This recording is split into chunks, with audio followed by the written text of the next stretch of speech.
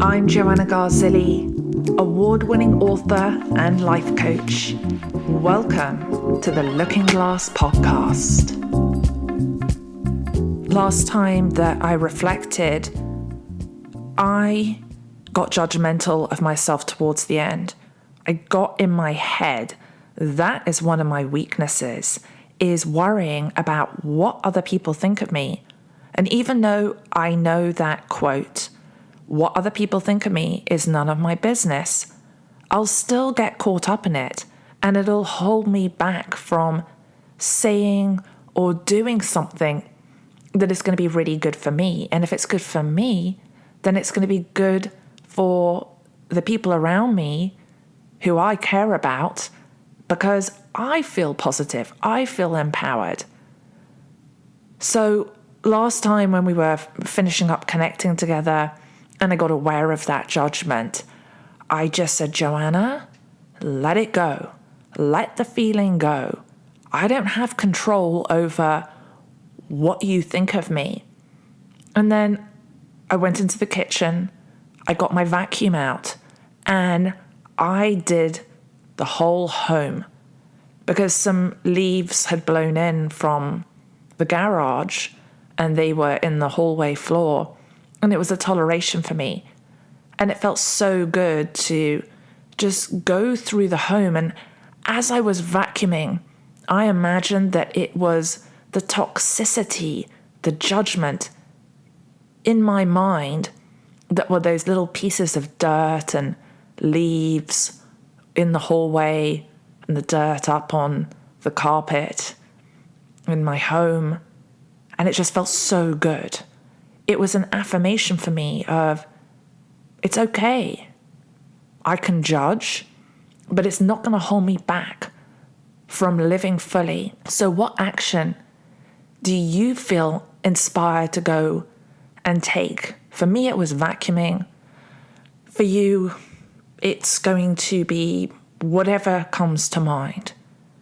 I want to share with you a quote that got me excited today. It's from Jim Rohn. And he said, if you don't design your own life plans, chances are you'll fall into someone else's plan. And guess what they have planned for you? Not much. And then I had a clear vision of when I haven't put myself first, when I have just let myself go along for the ride. And I'm not saying there isn't a time to go along for the ride. Sometimes that is just allowing magic and miracles to happen. But when I just let myself go along with something because I'm in people-pleasing mode, it doesn't turn out well. I start to fill with resentment and frustration and feel exhausted quickly. Something that I have noticed in this past 3 years is that I weigh more than I did 3 years ago. I'm currently fluctuating between 148 and 150 pounds. And back in that time prior, I was 130 pounds on average. I even went down to 125. I'm 5'10", so 125 isn't necessarily the best weight for me. But at that point in time, I was walking 3 to 5 miles a day, and I was doing more yoga. And then in this past year and a half, where I have the W-2 job, and then I do my other things creatively, and I'm a mom, and I was commuting a lot to the office, and I was doing HIIT workouts, but I would just find that my energy would go up and down and burn out. And then I think some things hormonally too. You know, I write down in my journal, I want to be super fit. I want to be super healthy. And I am going to acknowledge myself here and say something positive, that I've been doing Muay Thai classes with my son. A lot of the time, I'm the only female in that class. Sometimes, occasionally, there's 1 or 2 other women. And those other women, I think they're half my age. They're much, much younger. And I just think, wow, am I crazy showing up here in this class? But I feel it's good for me. It keeps me young. It it's just good to get outside my comfort zone. And I want to set that intention of next level fitness so that my mind and my body are strong, so that I have greater energy to get more done. What is it for you that you are or you're not doing? When you think about your life plans, do you have life plans? Did you have life plans? Are you taking action with your life plans and you're not quite getting the results, or you're as far along as you want to be? I find sometimes that life gets in the way for me. When I say life gets in the way, what I mean by that is stuff comes along that I didn't have planned, and then I don't do the things that I plan to be focused on consistently. So I'm trying to just get comfortable being uncomfortable. I put myself first today. And before, I felt like, I felt guilt. That's what I felt. I felt guilty for putting myself first, that I meant to be doing all these other things.